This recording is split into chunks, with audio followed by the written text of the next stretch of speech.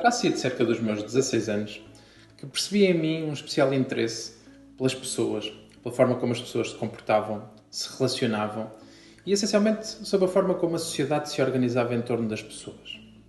Daí até sentir que a psicologia poderia ser uma escolha para a minha vida profissional foi um salto, e um outro salto até cerca de 2 anos mais tarde, em 2001, ingressar na licenciatura em Psicologia da Universidade de Évora. Licenciatura essa que, depois de uma breve passagem por Turim num projeto de Erasmus, terminei em 2006. Depois de terminada a minha licenciatura, iniciei a minha atividade profissional enquanto psicólogo e coordenador de projeto na escola e no bairro da Cruz da Picada de Évora. Funções que acumulei com a minha atividade enquanto assistente convidado no Departamento de Psicologia da Universidade de Évora.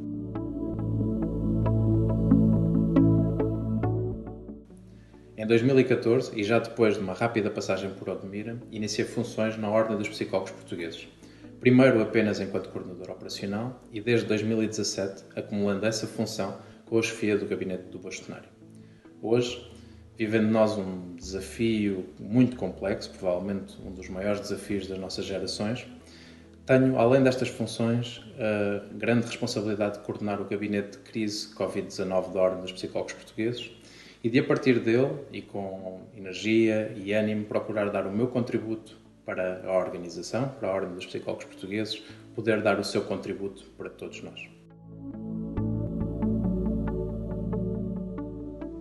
Neste contexto de incerteza que nós vivemos, gerado por esta grande pandemia que todos enfrentamos, o medo e a ansiedade que naturalmente tendemos todos a sentir não são apenas negativos. Eles podem ter um lado positivo. Podem ter um lado positivo que contribui para a alteração daquilo que é a nossa percepção de risco, alteração essa que é fundamental à nossa mudança de comportamentos e à adoção da nossa parte de comportamentos pró-saúde e pró-sociais que neste momento nos são exigidos. Desse ponto de vista, é importante que tenhamos isto presente e que sejamos, de certa forma, tolerantes connosco, ou mais tolerantes connosco. Ou seja, que compreendamos que é natural que nos possamos sentir mais irritados, mais zangados, mais frustrados e que isso não é mais do que resultado da situação que nós vivemos e não são sentimentos que sejam apenas nossos, porque neste momento grande parte de nós os sente.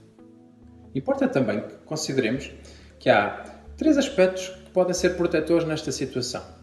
Um primeiro é ter esperança, é nos lembrarmos que já todos passamos por situações muito difíceis e que fomos, de certa forma, resilientes e que as conseguimos ultrapassar, tal qual vamos ultrapassar esta. Uma segunda prende-se com a nossa capacidade de nos adaptarmos às situações e, de certa forma, de mantermos as nossas rotinas.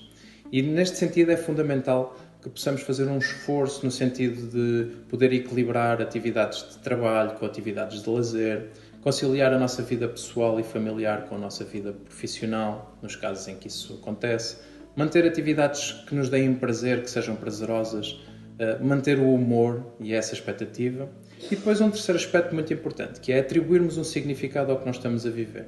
Nós estamos neste momento a viver uma fase muito difícil, mas no sentido de nos protegermos a nós e de protegermos aos outros. No entanto, se alguma destas coisas não correr bem e se sentir um medo e uma ansiedade mais significativa, se tiver persistentes pensamentos negativos, se sentir alterações muito significativas à forma como dorme, como se alimenta, ao seu estado de humor, importa que procure ajuda. Existe um conjunto de profissionais, de psicólogos, que alteraram a sua prática para responder à distância às necessidades das pessoas e foi inclusivamente criada uma linha de aconselhamento psicológico numa parceria entre a Ordem dos Psicólogos, os Serviços Partilhados do Ministério da Saúde e a Fundação Calouste Gulbenkian, que procura, ligada à linha SNS 24, tecla 4, responder exatamente a estes anseios, a estes medos, a este receio, a um stress causado por esta situação. Não deixe de pedir ajuda.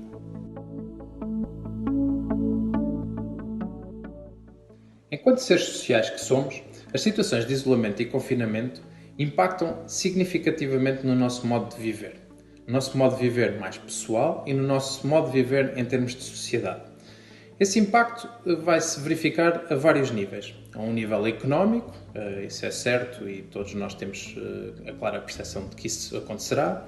A um nível também das instituições democráticas, que vão provavelmente ter que se confrontar com desafios acrescidos à questão da privacidade e da liberdade causada pelas restrições ou por eventuais medidas de controlo e registro de indicadores de saúde, de indicadores de movimento que se possam vir a questionar, mas também ao nível do bem-estar e da saúde psicológica. E aqui há duas notas que importa ressalvar. Uma primeira prende-se com a dimensão do isolamento e do confinamento e o impacto que isso tem em situações estudadas como a raiva, a zanga associada e até ao stress pós-traumático que pode vir de uma situação desta natureza. E a um segundo nível, mas não menos importante, a forma como determinados grupos vulneráveis vivenciam os processos de isolamento, nomeadamente os cidadãos séniores, e a forma como o isolamento potencia a solidão e o impacto que a solidão tem em determinados indicadores de saúde, mas também outros grupos vulneráveis, como as pessoas, por exemplo, vítimas de violência doméstica e o impacto que o isolamento vai ter nessas situações, ou as crianças e jovens em risco ou em perigo e o impacto que o isolamento traz junto dessas crianças e jovens. Gostava de notar que existem três aspectos essenciais, do meu ponto de vista, relativamente àquilo que nós podemos fazer para vivenciar melhor estes processos de isolamento. Um primeiro é uma busca ativa, do ponto de vista da literacia, de informação, que nos ajuda ao autocuidado, a nós compreendermos um pouco melhor aquilo que nós podemos fazer para vivenciar esta situação de isolamento, minimizando os impactos no bem-estar e na nossa saúde psicológica. Um segundo ponto tem que ver com comportamentos de heteroproteção, ou seja, comportamentos pró-sociais que devemos adotar, procurando proteger e apoiar as populações mais vulneráveis, mantendo contacto com os outros e mantendo algum apoio neste sentido. E, finalmente, um terceiro aspecto que se prende com uma resposta mais da sociedade, onde devem ser reforçadas as medidas e as possibilidades de apoio mais específico e especializado às populações, aos cidadãos no geral, e a grupos mais específicos e mais vulneráveis. Isto não apenas agora, na situação em que estamos a viver, mas também no pós-crise, sabendo nós que as consequências vão ser muito duradouras. E aqui creio que, de facto, os psicólogos, além de outros profissionais de saúde, têm um papel a desempenhar. Algo para mim reconfortante da crise que nós vivemos tem que ver com o reconhecimento que tem sido feito ao jornalismo de facto. Há uma crescente confiança nos médicos e nos enfermeiros, há uma crescente procura da ciência psicológica e da psicologia para nos apoiar nos desafios que se colocam. Ou seja, de certa forma, há um reconhecimento da ciência e do jornalismo face à desinformação e à pseudociência. Mas com esse reconhecimento vem também uma expectativa muito grande sobre o papel que os profissionais de saúde podem e devem desempenhar no apoio ao ultrapassar desta crise.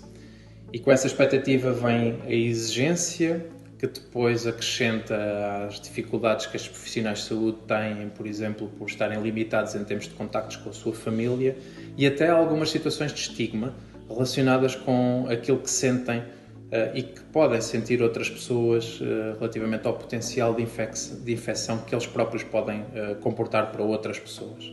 E neste sentido é muito importante que os profissionais de saúde tenham presente que este stress que sentem, esta ansiedade que sentem, não é sinal de fraqueza. Muito pelo contrário, é algo partilhado com todos e que advém da especial responsabilidade que estão a ter.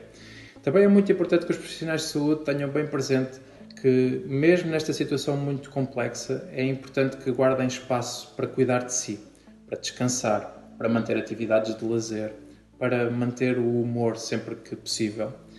E que, quando nada disto corre bem, podem e devem recorrer também à ajuda de outros profissionais de saúde que, por exemplo, através da linha SNS 24 de aconselhamento psicológico, criaram um canal específico para apoio aos profissionais de saúde. É importante que se lembrem que cuidar de si, neste momento, permite-lhe cuidar dos outros. E nunca isto foi tão importante.